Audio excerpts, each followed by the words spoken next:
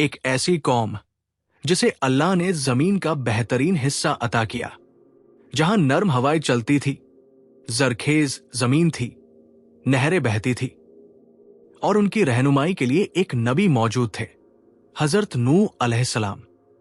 सोचो, 10 साल नहीं, 50 साल नहीं, पूरे 950 साल तक एक ही शख्स, एक ही पैगाम, एक ही कौम को समझाता रहा, सिर्फ अल्लाह की इबादत करो वरना अजाब आ जाएगा।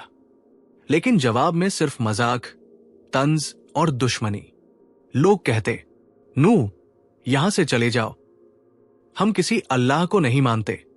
और फिर एक दिन आसमान ने अपने दरवाजे खोल दिए, जमीन ने अपने छुपे हुए चश्मे उगल दिए, और हर चीज एक गहरे तूफान में डूब गई। कौम नूह हजरत आदम अलैहिस्सलाम के बाद इंसानी तारीख की सबसे पुरानी कौमों में से एक थी। रिवायत के मुताबिक ये लोग बाबिल यानी आज के इराक के करीब रहते थे।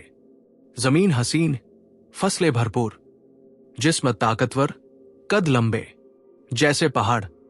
लेकिन फिर एक नई फितरत पैदा हुई, शिर्क का बीज उगना शुरू हो गया। उनके पास सब कुछ था, मगर सबसे बड़ी नेमत तौहीद भूल गए। रिवायत में आता है कि पहले वो नेक लोगों को याद करते थे, फिर कहा उनकी याद के लिए तस्वीर बना लेते हैं, तस्वीर से ताजीम, ताजीम से सजदा, और सजदे से शिर्क। हमारे मबूद, हमारी मुश्किल आसान कर दो, हमारी जिंदगी में सुकून दे दो। कुरान बताता है कि वो कहते थे, वद को मत छोड़ो, सुवा को मत छोड़ो, यगूस, यऊक और नस्र को मत छोड़ो। उनके दिल पत्थर से भी ज्यादा सख्त। इसी कौम के हवाले से कुछ कदीम रिवायतों में एक अजीब शख्सियत का जिक्र मिलता है, ऊज बिन उनूक। कुरान में उसका जिक्र नहीं, सिर्फ रिवायतों में कहा जाता है वो निहायत लंबा कद, बेहद ताकतवर, कभी कभी पहाड़ हिला देता था। यह रिवायत असल में एक सबक थी। जब कौम तकब्बुर में आ जाए तो उनमें ऊज बिन उनूक जैसी सोच पैदा हो जाती है। इसी अंधेरे में अल्लाह ने अपनी रोशनी भेजी, हजरत नूह अलैहिस्सलाम। कुरान कहता है, हमने नूह को उनकी कौम की तरफ भेजा और वो 950 साल उनके दरमियान रहे। नूह अलैहिस्सलाम कहते, मैं तुम्हारे लिए अल्लाह का खुला और साफ डराने वाला हूं। लेकिन लोग उंगलियां कान में डाल लेते, चादरें लपेट लेते और सख्ती से कहते, हम तुम्हारी बात नहीं सुनेंगे।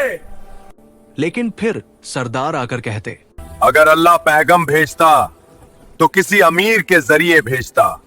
सोचो, 950 साल, दिन में रात में, छुपकर भी, खुलेआम भी, नरमी से भी, सख्ती से भी।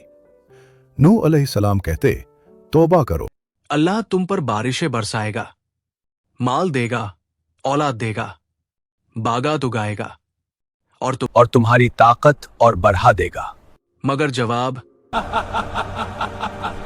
950 साल की तबलीग के बाद जब यकीन हो गया कि ये कौम अब नहीं बदलेगी, तब नूह अलैहिस्सलाम ने वो दुआ की जो आज भी इंसान को हिला देती है, ऐ मेरे रब, जमीन पर किसी काफिर को जिंदा मत छोड़। फिर अल्लाह का हुक्म आया, हमारी निगरानी में कश्ती बनाओ और जालिमों के बारे में मुझसे बात मत करना। कश्ती बनना शुरू हुई। सरदार गुजरते हंसकर कहते, रेगिस्तान में कश्ती। उन्हें क्या पता था, हर कील, हर लकड़ी उन्हीं की तबाही का पहला कदम थी। रिवायतों में आता है कि कश्ती 3 मंजिलों पर मुश्तमिल थी।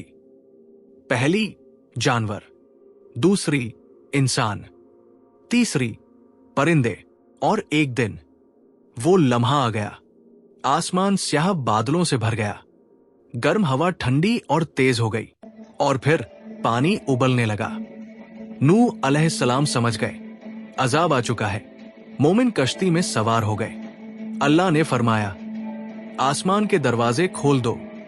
जमीन के चश्मे फूट पड़े, पानी ऊपर से भी, नीचे से भी, नूह अलैहिस्सलाम ने अपनी कौम को आखिरी बार देखा। उनकी बीवी दूर खड़ी थी। नूह अलैहिस्सलाम ने पुकारा, आओ अल्लाह की पनाह में आ जाओ। लेकिन उसने मुंह फेर लिया। 3 बेटे साम, हाम और याफेस साथ थे, लेकिन एक बेटा अलग हो गया। नूह अलैहिस्सलाम ने पुकारा, ऐ मेरे बेटे, हमारे साथ आ जाओ। उसने कहा, मैं पहाड़ पर चढ़ जाऊंगा। और एक लहर उनके दरमियान आ गई। तूफान गरजता रहा। पहाड़ डूब गए, सिर्फ कश्ती बाकी रही। कश्ती जूदी के पहाड़ पर आ रुकी। नूह अलैहिस्सलाम सजदे में गिर गए। बस कुछ मोमिन बचे, यहीं से नया दौर शुरू हुआ।